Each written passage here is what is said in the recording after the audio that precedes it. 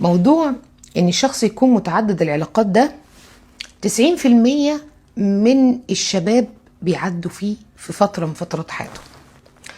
ففكرة ان حد يبقى متعدد العلاقات يبقى مكتفي بأنثى واحدة دي فكرة موجودة وهتفضل موجودة، ولكن الاختلاف مين اللي بيرجع ومين اللي بيكمل. في اكتر من حاجة بتلعب دور. رقم 1 الشخص اللي بيعرف ياخد قرار، بيعرف يرجع. هتلاقي شخصيته كلها نفس الحكاية.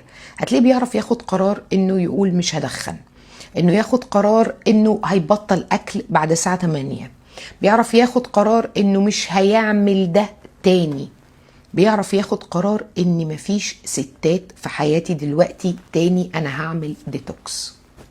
لماذا؟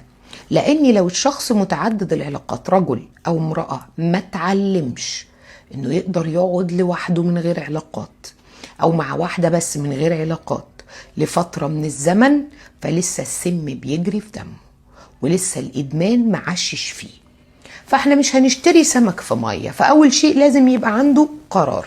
تاني حاجة لازم يبقى عنده دين، اخلاق يا ستي. لازم الشخص ده يبقى عنده ولا، غلط ومش غلط، حرام وحلال، لان ده المرجع، ده الكتاب. انا لو ما عنديش كتاب ما عنديش مرجع، هرجع اروح فين؟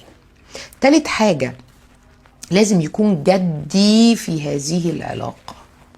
جدي يعني ايه جدي؟ يعني انا هتجوزك، خلاص احنا هنتجوز، احنا هنحاول نراعي ربنا على قد ما نقدر، انا عايزة اجي اتقدم لاهلك. هتلاقيه بيخش في زوارقك، عايز يعرف تفاصيلك، فين صحابك، عايز ينزل يقعد مع صحابك، بيحب يجيب لك اللي انت عايزاه.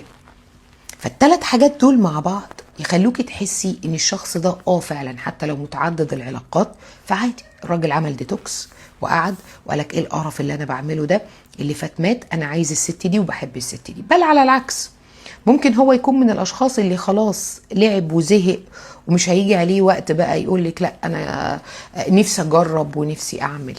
لا، كل الاشخاص في حياتهم سواء رجالة او ستات جربوا حاجات ما كانش المفروض يجربوها.